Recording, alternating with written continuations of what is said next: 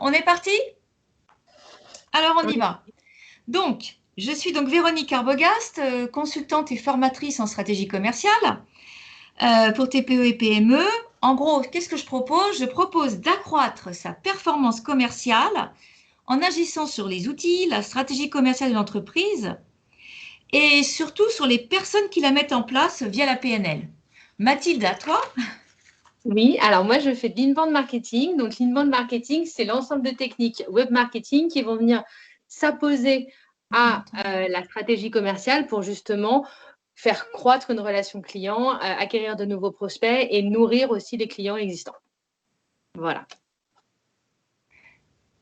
Je n'entends rien, c'est fou, j'ai un problème de son. Bon. Tu as entendu? Je continue alors. T'entends quand même quand je parle ou pas? C'est bon? Nous, on t'entend. Alors donc, là, on va définir donc les objectifs qu'on va voir aujourd'hui, c'est de construire un discours avec des arguments différenciants. Et c'est aussi de donner un maximum de visibilité à vos arguments. Oui, exactement. Et alors là, moi, sur le premier point, construire un discours avec des arguments différenciants, je ne suis pas une professionnelle, mais j'ai bien compris que pour construire un argumentaire, c'est ce qu'on s'était dit les dernières fois, il faut avoir bien identifié ses valeurs, savoir parler de sa valeur ajoutée, avoir bien positionné sa marque aussi auprès des bonnes cibles, avec le bon pricing et tout ça. Bon, tout ça, c'est ce dont on a parlé la dernière fois. Maintenant, la question que je me pose et que j'ai déjà entendue à la fin de nos autres webinaires, c'est comment est-ce que je peux capter l'attention d'une personne quand je lui parle? D'accord. Tout d'abord, moi, je pars toujours sur les 5 sens. C'est-à-dire, en PNL, on appelle ça le VACOG. Je ne sais pas si vous connaissez, je vais vous l'écrire. Donc, V, c'est pour visuel, ça va. A, c'est pour auditif, ça aussi, ça va. K, c'est pour kinesthésiste. Merci Mathilde. Kinesthésiste, c'est le ressenti. OK, ou le toucher. O pour olfactif, ça vous connaissez, et G pour gustatif. Alors, pourquoi moi je joue sur les 5 sens? Eh ben, c'est tout simplement pour mieux rentrer dans l'univers de mon interlocuteur. Et surtout, déjà, donc là, j'essaie de voir comment il fonctionne. Et puis surtout, j'aurais préparé des arguments différenciants avec l'outil. Alors ça va encore vous faire sourire. J'ai toujours des outils. Hein. Je suis Madame Outil, que j'appelle le CAP. Alors, pardon, excusez-moi. D'accord. Je ne sais pas ce que me fait mon ordi aujourd'hui. Je suis désolée. Alors, c'est PE. D'accord, je ne sais pas. Désolée, je sais pas ce que fait mon ordi aujourd'hui. Il me fait n'importe quoi. Voilà. Bon, tu peux me l'écrire, c'est C-A-P-E. Oui, je vais le faire. C, c'est pour caractéristique. Ça va. A, c'est pour avantage. P, c'est pour preuve. Ou B, pour bénéfice. Et puis, moi, j'ai rajouté un E. C'est pour émotion. Pourquoi? En fait, bien sûr, on va pouvoir expliquer ce que c'est que les caractéristiques, l'avantage, preuve ou bénéfice, tout ça, vous connaissez. Mais eux, l'émotion, c'est de voir qu'est-ce qui va vous faire bouger la personne qui est en face de vous. En fait, vous savez, c'est un peu comme film. J'ai mes enfants qui m'avaient montré ce film. C'était Lucifer. Je ne sais plus, c'était sur Netflix. Et lui, il dit, quel est votre désir? C'est un peu ça. On essaie de comprendre qu'est-ce que veut la personne. Et donc, vous avez l'autre outil qui s'appelle le SONCASE, S-O-N-C-A-S-E. S pour sécurité, O pour orgueil, N pour nouveauté, C pour confort, A pour argent, S pour sympathie et E pour éthique environnement. Qu'est-ce que c'est que cet outil? C'est de comprendre les motivations qu'ont les personnes en face de vous. Voilà, et ça s'utilise tous les jours. Il n'y a même pas besoin de le faire en vente. Alors, pour vous donner un exemple, j'ai un exemple très concret qui m'est arrivé juste avant, maintenant on parle en confinement, juste avant le deuxième confinement, juste avant la fin du mois d'octobre, je croise une personne que je connaissais d'un organisme de formation. Je le croise lors d'une visite et ça faisait un bon moment qu'on ne s'était pas vu. Et je lui demande des nouvelles. comme je le fais avec les gens que je croise. Et il me dit qu'il doit transformer toutes ses formations de présentiel à distance. Qu'il a énormément de clients, des gens qui attendent ces formations, mais pas de formateurs en capacité de le faire. Et il avait l'air vraiment perdu. Alors là, c'est là que je note, il a un besoin de sécurité et de confort. Je lui réponds que je viens d'être certifiée en pédagogie multimodale et digitale et que je peux l'aider pour pouvoir lancer ses formations très rapidement. Et qu'en plus, avec mon réseau, parce que je suis dans une coopérative où maintenant, j'ai même découvert, Mathilde, qu'on est 70 formateurs. C'est impressionnant. Je peux lui trouver d'autres formateurs. Et bien aujourd'hui, donc c'était quand ça? C'était le 23 ou le 24 octobre. C'était vraiment avant le truc. Là, j'ai signé mon contrat de sous-traitance. En plus, il m'a donné la main sur son LMS. Alors, le LMS, pour les formateurs, c'est Learning Management System. Il me fait entièrement confiance. Pourquoi, à votre avis? Parce que je l'ai rassuré. Je l'ai rassuré en lui disant, mais attendez, moi j'ai des compétences, besoin de sécurité. Je m'occupe de son outil pour ma partie. Là, il est dans le confort. Je fais tout pour lui, là. Et en plus, je le mets en relation avec des formateurs qui seraient capables de donner des formations aussi à distance. Là, je touche la sympathie. Ça va donc quand je vous parle de ça? C'est clair? Est-ce que vous comprenez ce que c'est donc le fait de parler d'émotion? Oui? Non? Ouais, c'est bon? Oui. Et toi, Mathilde, comment fais-tu, toi, à ce jour? Alors, moi, je m'appuie effectivement sur certains des outils dont tu as parlé, avec pour objectif de bien comprendre quelles sont les informations à partager ou à dire aux clients pour qu'ils comprennent qui je suis, ce que je sais faire. Et ça m'aide parce qu'en fait, moi, j'aime pas forcément dire des tonnes. Et puis voilà, je me sens pas forcément à l'aise. Donc, c'est vrai qu'en fait, ça recadre. Et ça permet aussi de voir comment est-ce que je peux répondre à ce qu'il est, à ce dont il a besoin et lui expliquer comment je fonctionne aussi par rapport à ses besoins à lui. Donc, c'est intéressant. C'est vrai qu'en fait, pour moi, le discours, c'est de savoir à qui on s'adresse pour pouvoir lui donner la bonne info au bon moment et au bon endroit. Et donc, c'est vrai qu'après, par exemple, c'est comme ça que sur un site, je vais aller parler de mon offre et que je vais donner le détail de cette offre-là. Sur les réseaux sociaux, je vais aller raconter la valeur ajoutée, ce que je fais. Dans les newsletters, je vais plutôt partager mon actualité. Bref, en fait, je vais trouver à chaque outil son utilité pour rebondir sur les aspects dont tu as parlé. Et c'est vrai qu'en fait, on parle souvent des réseaux sociaux et on pense qu'il faut tout mettre sur les réseaux sociaux et qu'en plus, il faut tout mettre par écrit, donc il faut le rédiger. Mais c'est vrai que les réseaux sociaux, c'est aussi quelque chose de visuel. Et pour ça, il y a des outils qui vont nous permettre de travailler des images, des outils qui sont assez faciles, comme Canva, ou bien il y a des gens qui savent bien dessiner, qui peuvent faire des sketch notes. Il y a plein d'outils sur les mobiles, sur les portables pour créer des vidéos, des petites vidéos sympas, des petits montages. Donc, en fait, la technologie va nous faciliter la vie pour faire passer les messages justement dont tu viens de nous parler. Et c'est vrai qu'on dit qu'une image, ça vaut 1000 mots. Et c'est vrai, d'autant plus que l'image a été positionnée au bon endroit. Donc, voilà. Et alors après, ce bon endroit, quand je reviens là-dessus, quand j'y réfléchis, je me dis, c'est pas toujours celui auquel on pense. Et c'est là où, en fait, on est souvent surpris quand on demande à ses clients où est-ce qu'ils nous ont connus.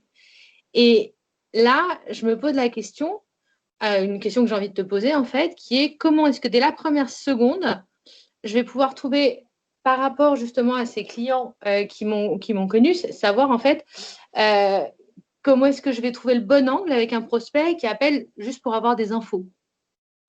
Alors là, ça marche? Oui. Ouais. Pour c'est de lui poser des questions qui vont permettre de voir ses sensibilités. OK. Alors, quelles questions il faut poser?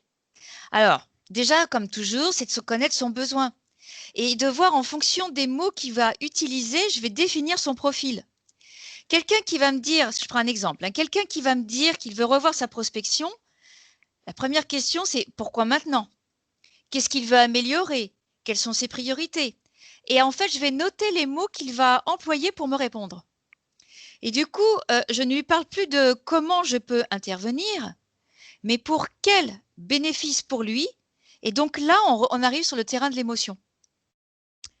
Je vais vous prendre un exemple. C'est pas moi ça, mais je vais vous prendre un exemple. C'est pas un exemple que j'ai vécu, mais voilà, une personne qui veut acheter une perceuse pour accrocher des tableaux, pour faire une surprise, par exemple, à sa femme. Ok. Moi, je vends des perceuses qui permettent effectivement de faire des trous très rapidement et qu'en plus, qui récupèrent la poussière. Donc ça, on va avantage, c'est la rapidité et que ça récupère la poussière. Je ne sais pas si ça existe, hein, mais voilà, on imagine. Je vais comprendre son objectif, accrocher ses tableaux. Et je lui dis que ma perceuse va lui permettre de gagner du temps pour accrocher ses tableaux et qu'en plus, elle va récupérer la poussière. Donc, gain de temps et de nettoyage. Ça, c'est top. Et puis surtout, à la fin, je vais lui dire, et puis en plus, imaginez la joie de votre femme en voyant ces tableaux accrochés. Vous voyez l'histoire de l'émotion? C'est d'imaginer, alors ça peut être de manière auditive, visuelle, tout ce que l'on a dit tout à l'heure, hein. C'est comme ça qu'on va voir comment la personne va accrocher et va être, pas le tableau évidemment, mais va accrocher à votre discours. Ok. Ok, donc en fait, si je me mets à ma place, quand on me dit qu'on veut un site web, ce qui m'arrive assez souvent, et que je commence à poser des questions et qu'en fonction des réponses, je me rends compte qu'en fait, la personne, elle a plutôt besoin de travailler sa visibilité de manière plus large. Moi, à ce moment-là, j'ai toujours la problématique de me dire, mais j'ai pas envie de lui vendre trop, j'ai pas envie de pousser la personne à la consommation. Et en fait, avec ce que tu es en train de nous dire, je suis plus dans apporter une solution.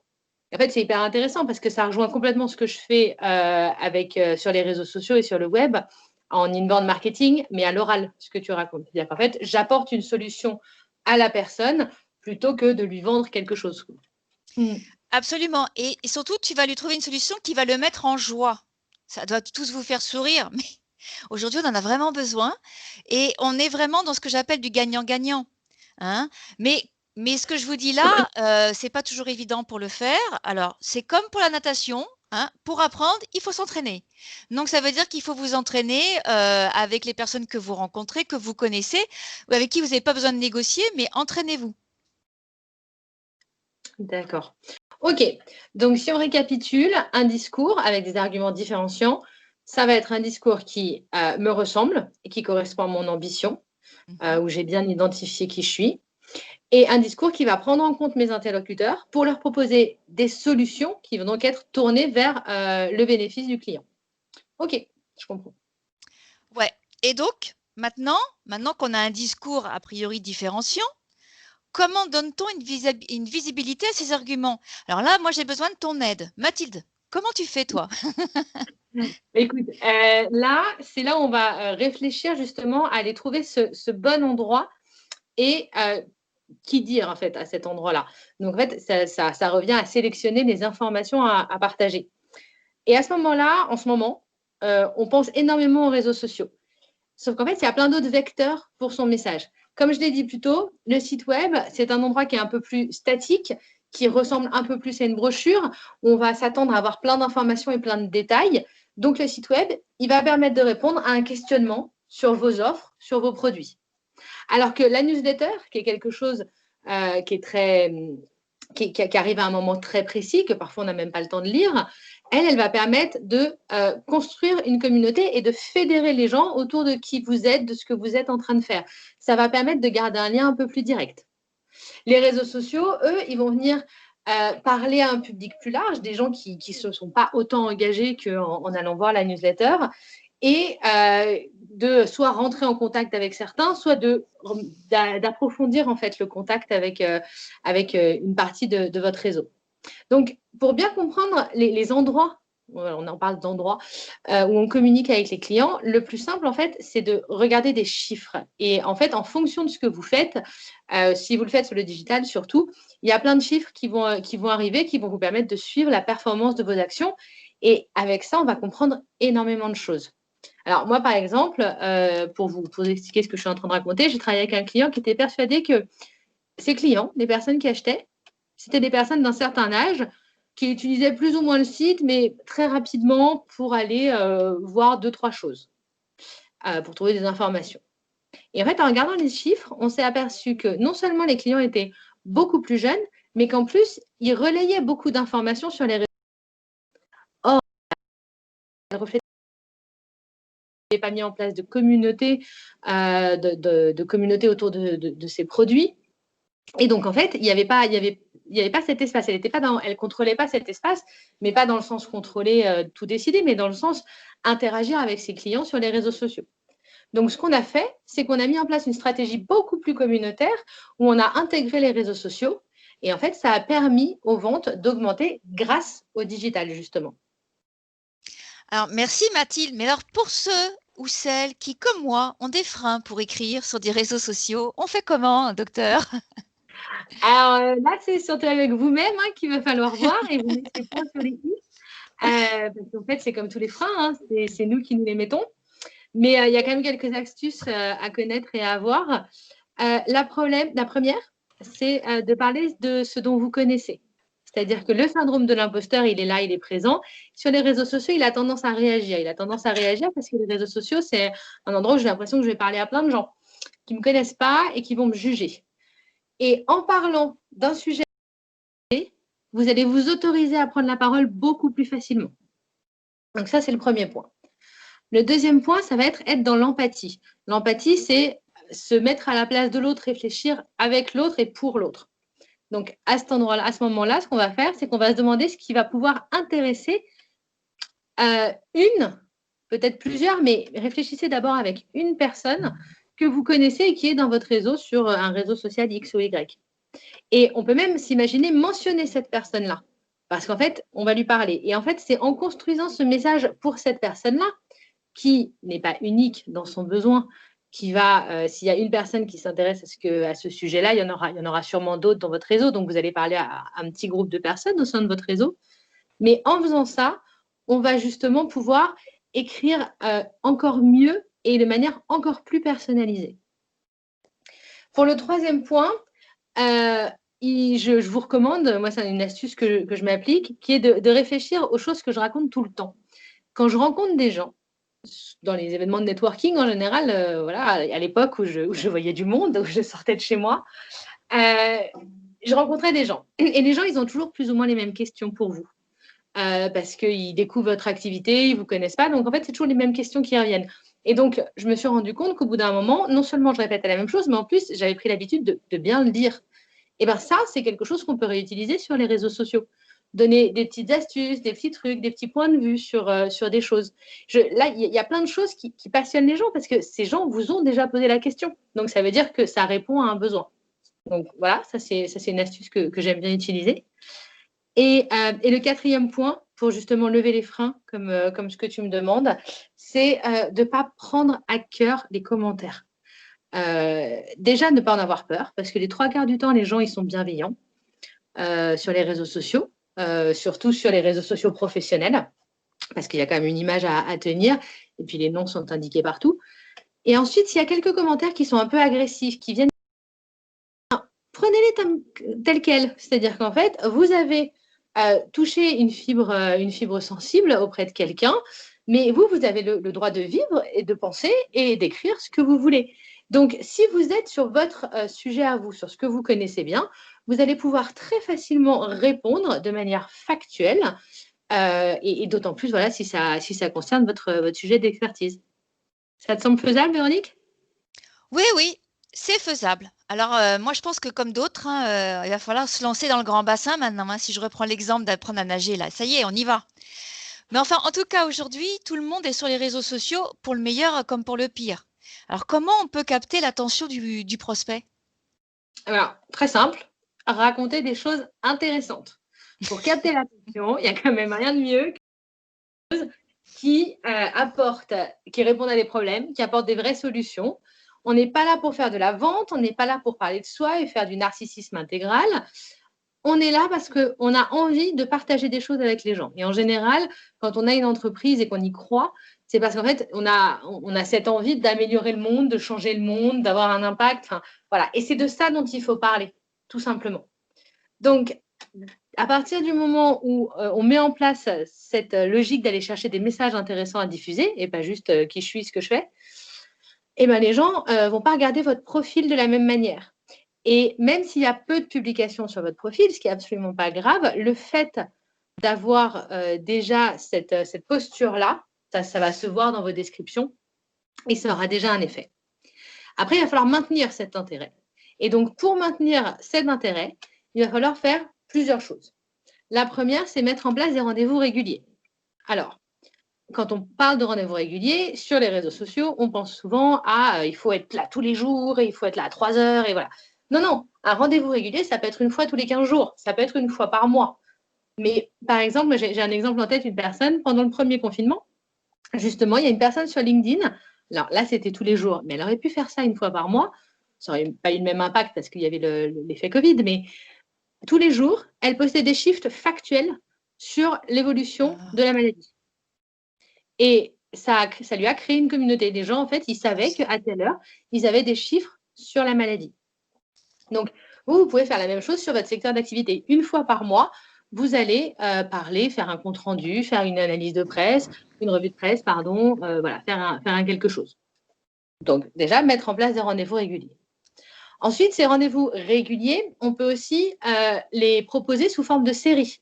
Pendant un bout de temps, on va parler d'un sujet. Et c'est le besoin qu'on a eu, Véronique et moi, lors de ce webinaire. Quand on a commencé à échanger des idées, à se dire de quoi on va parler, on s'est dit, voilà, c'est trop gros, ça va faire un truc trop long. Et on s'est dit, bon, ben, on va proposer 3 rendez-vous. Et donc, avec 3 rendez-vous, on a pu développer le sujet bout par bout sur un temps donné. C'est-à-dire qu'en fait, on vous avait dit dès le départ qu'il y avait 3 rendez-vous. Et on a pu l'annoncer et on a pu faire revenir d'autres personnes. Et donc là, on conserve votre attention. Et alors après, là, la difficulté de mettre en place une série, c'est comme dans toutes les séries, il faut faire très attention à son cliffhanger. Vous avez le truc à la fin qui fait que vous laissez les gens en suspense, c'est qu'ils n'ont qu'une envie, c'est d'aller voir le prochain épisode. Voilà, c'est la chose un petit peu. Ok. Voilà. Et ensuite, il y a une autre astuce, astuce, je ne sais pas si c'est une astuce, mais en tout cas, il y a quelque chose d'autre qui va permettre de conserver l'attention de ses utilisateurs. Ça va être de mettre en place des moments particuliers. Donc, un moment particulier, c'est soit pour une partie de son réseau, soit parce qu'il y a un moment de l'année particulier. Vous allez mettre en place des cadeaux. Ça, je pense que vous avez commencé à le voir sur vos réseaux. En ce moment, on a des mails de remerciement de nous avoir suivis toute cette année avec un petit récap de ce qui s'est fait cette année. Donc, c'est une première manière. Alors, ça passe par mail, mais c'est une première manière de le faire. Il y a des gens qui ont commencé à faire des calendriers de l'Avent sur les réseaux sociaux, où tous les jours, ils vous offrent un petit quelque chose. Il y a des gens qui, au début de l'année, vous expliqueront quel est le projet sur toute l'année, sur ce qu'ils vont faire. Vous voyez, ça permet en fait de créer un moment particulier où la personne, elle va se mettre en connexion avec vous parce qu'elle va lire et s'intéresser à ce que vous faites. Donc ça, c'est une partie. Et l'autre partie, c'est vraiment dire, toi, parce que régulièrement, tu likes mes posts ou parce que j'ai un échange particulier avec toi, j'ai envie de te proposer ce moment donné, un petit webinaire, un petit livre blanc, un petit quelque chose. Voilà. Et ça, on va le faire juste pour les VIP, en annonçant au reste du monde qu'on fait un petit quelque chose pour les VIP, pour donner envie aux gens de devenir VIP après, pour savoir que vous en avez plus en fait sous la sandale. Voilà. Et ensuite, voilà, donc on se dit que tout le monde est sur les réseaux sociaux. Moi, c'est le bémol que je voudrais mettre. Mais en fait, on n'en est pas tout à fait sûr que tout le monde soit sur les réseaux sociaux. Et il faut faire attention aussi à ça. Il faut aussi comprendre donc qui est sur les réseaux sociaux et pourquoi ils y sont. Et moi, j'ai toujours en tête l'exemple des dirigeants de PME qui ne sont pas énormément sur les réseaux sociaux finalement. Parce que sur les réseaux sociaux, vous allez trouver des gens qui sont entrepreneurs, qui sont à leur compte. Vous allez trouver des gens qui sont dans des entreprises et qui vont travailler leur CV, leur réseau, justement, par exemple sur LinkedIn ou même sur Facebook. Mais finalement, le dirigeant de PME moyenne, ce n'est pas forcément quelqu'un qui a beaucoup de temps à passer sur les réseaux sociaux et qui va donc être très actif sur les réseaux sociaux. Et en fait, ça vaut pour toutes les cibles et ce questionnement, il faut se le poser pour toutes ces cibles et il faut voir s'il n'y a pas d'autres événements où on peut aller capter ces personnes. Voilà. D'accord. Et là, on boucle la boucle. C'est-à-dire que les réseaux sociaux vont nous permettre d'ouvrir le champ des possibles et du coup d'atteindre plus de personnes. Oui, exactement. Et c'est là où, en fait, on va parler de reach en digital. Alors, le reach, c'est un mot anglais qui a été traduit par Facebook par la portée. Mais en fait, c'est le nombre de personnes que l'on peut potentiellement atteindre avec une communication en se basant sur le réseau existant d'une personne. Donc, ce n'est pas toutes les vues toutes les vues réelles que vont avoir mes publications, mais c'est les personnes qui potentiellement pourraient voir ces publications. Et ça, c'est un terme qui était important pour moi de te partager parce que, de vous partager, pardon. Mais parce qu'en fait, le mot reach, vous allez beaucoup l'entendre dès que vous allez arriver sur le digital et plus particulièrement sur les réseaux sociaux. Et du coup, ça va nous permettre d'augmenter notre réseau. Exactement. Et donc, réseau et réseaux sociaux sont intimement liés. C'est super, ça, c'est génial. Donc, si je résume, pour maximiser donc son impact, on va d'abord lever les freins de la visibilité. Ça, c'est surtout pour moi. Mettre en place des rendez-vous réguliers, comme tu nous l'as bien expliqué. Et surtout, être nous-mêmes pour être à l'aise. Bah oui, j'ai bien compris, si on joue un rôle, ça ne peut pas marcher. Donc, en tout cas, merci Mathilde, c'est beaucoup plus clair. Et en fait, maintenant, c'est à nous de jouer. Exactement. Voilà, et c'est top. Et voilà, bien sûr. Alors, on a fini ce petit webinaire. Nous, on a été ravis de faire ces 3 webinaires avec Mathilde. Alors, bien sûr, on ne vous laissera pas tomber. De mon côté, moi, je peux vous former, vous accompagner pour faire tout ce qui est niveau diagnostic commercial, définir votre argumentaire, vos offres et voir votre stratégie commerciale pour savoir où aller. Et toi, Mathilde ? Moi, quand vous êtes au point sur la stratégie commerciale et les messages à diffuser, je peux vous aider à sélectionner les bons réseaux, à les construire ou prendre en main les outils comme celui pour créer un site web, les outils d'emailing, pour faire des emailing performants, planification sur les réseaux sociaux, enfin tout ce qui va vous permettre de mieux diffuser vos messages avec un bon impact, quoi. Et c'est vrai qu'en fait, avec Véronique, on travaille beaucoup en binôme avec cet objectif pour que vous vous sentiez à l'aise pour développer votre business à distance, en fait, tout simplement. Tout à fait. Alors, est-ce qu'il y a des questions ? Vous pouvez prendre la parole si vous avez besoin. Non ? C'est bon ? Ça vous... Moi, j'aurais bien posé une question, Véronique.